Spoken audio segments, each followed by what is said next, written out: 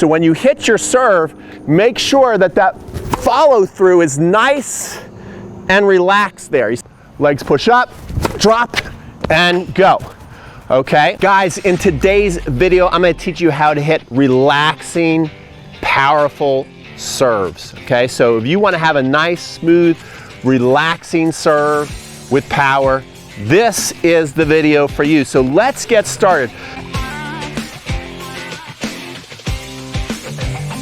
The first thing that you want to have, if you want to have a relaxing, powerful serve, is you want to have a great rhythm and flow.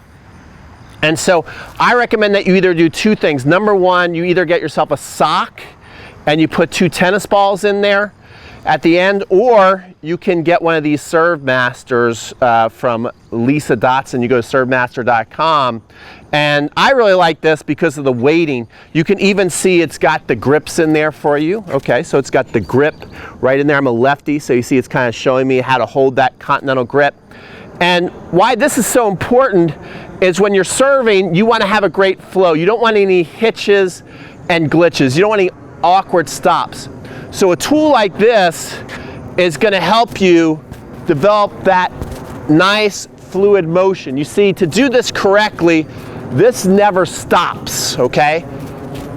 And the actual tool gets pretty straight and fluid. And you can really feel that weight, and this starts to happen. So when you serve, you really feel this great rhythm. Lots of times when you watch Serena get ready to play a match, she actually does this exact kind of warm-up when they're doing the coin toss.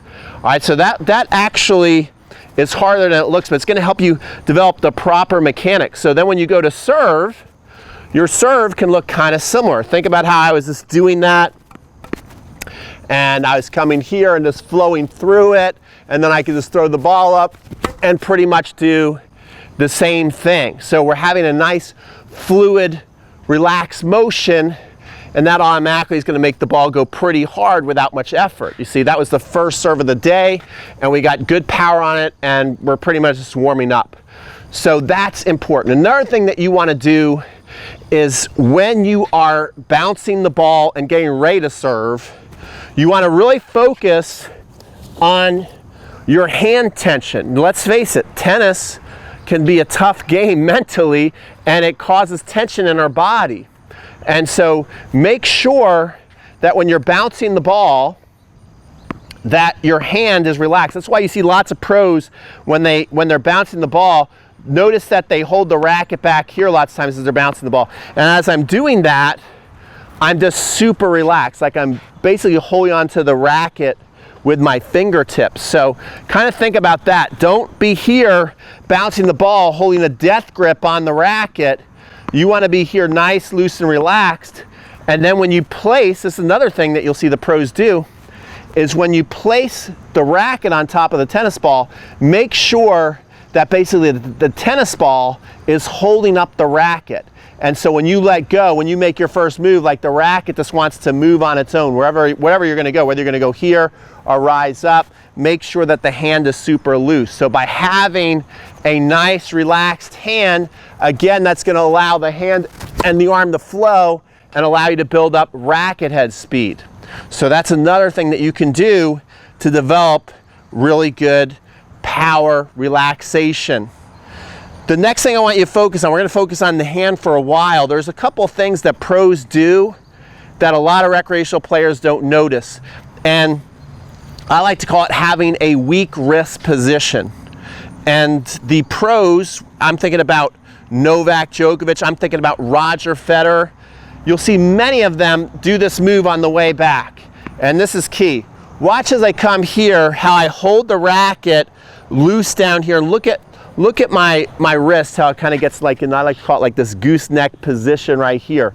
And the racket tip is pointing down to the ground. And a lot of times that's going to be your first move. You'll see Novak bounce the ball. He'll get here. He'll come down. He'll toss the ball, and you'll see him hang out here for a while. So if you like to come down first, if you like that as your first move, you want to focus on getting that position. You'll see a number of pros look like that as they get ready to serve.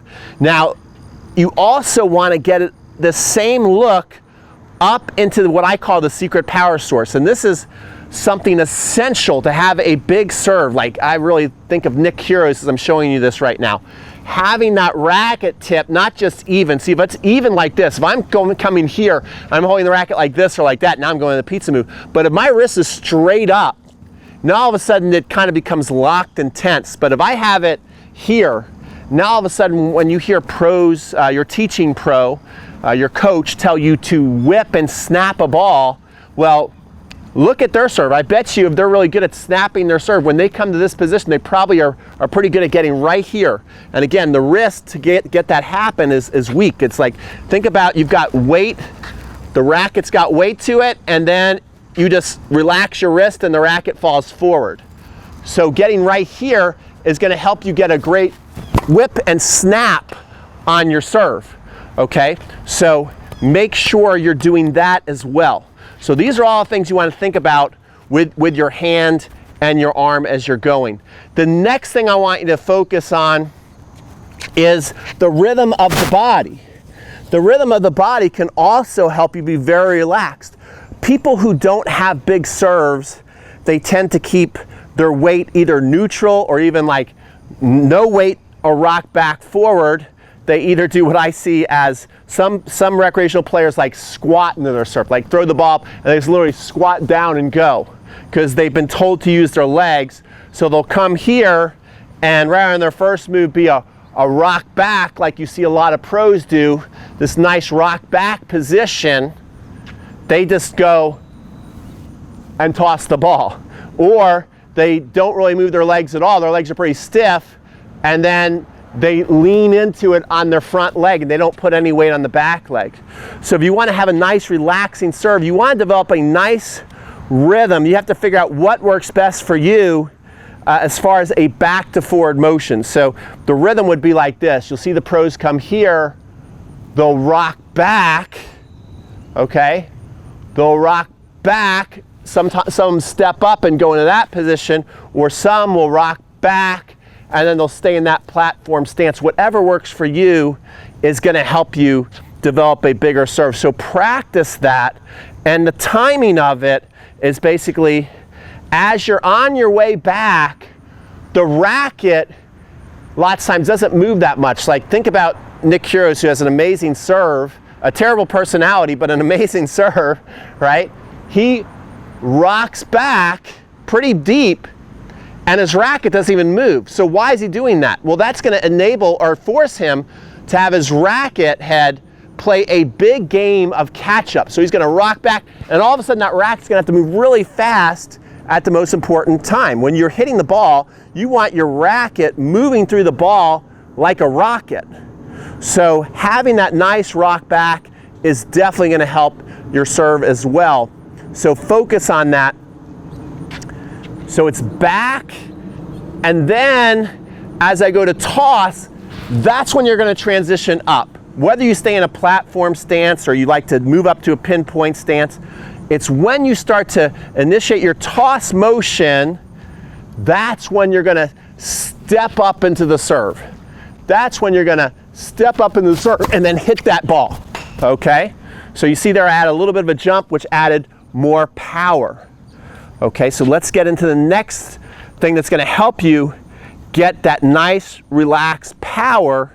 Is we do that rhythm, we step up, and then what I want you to focus on as you're stepping up here is when your legs start to push up to the ball, this is when you want the racket to drop behind your head. Okay, so this is a very valuable tip here to have a relaxed and powerful serve. So when I start to feel my legs push up to the ball, that's when I want to think about dropping my racket back behind into the racket drop. Legs push up, drop, and go. Okay? Your final tip is at the end. Notice how we started in the beginning. I'm telling you, hold that racket loose. Well, as you hit the ball, naturally you're going to tense up a little bit as you're hitting the ball. You don't want to, but you're just going to tighten up your grip a bit on impact. It's completely natural and normal. But what you want to do is make sure that as you're hitting the ball and after you're hitting the ball that you really can be relaxed where you allow that follow through to finish out. Have a nice big follow through If you find that when you're done your serve that your arm stops again, you're tensing up too much. So when you hit your serve, make sure that that follow through is nice and relaxed there. You see that? Look how high that follow through is there. So if you follow all these steps, your serve is going to be more relaxed, more flowing, more powerful. It's going to be beautiful, okay? So make sure that you give this video a like if you're still watching. Remember, every time you like one of my videos, my buddy who's hanging out in his little house there, he's going to give you a free 100 B2 puppy kisses.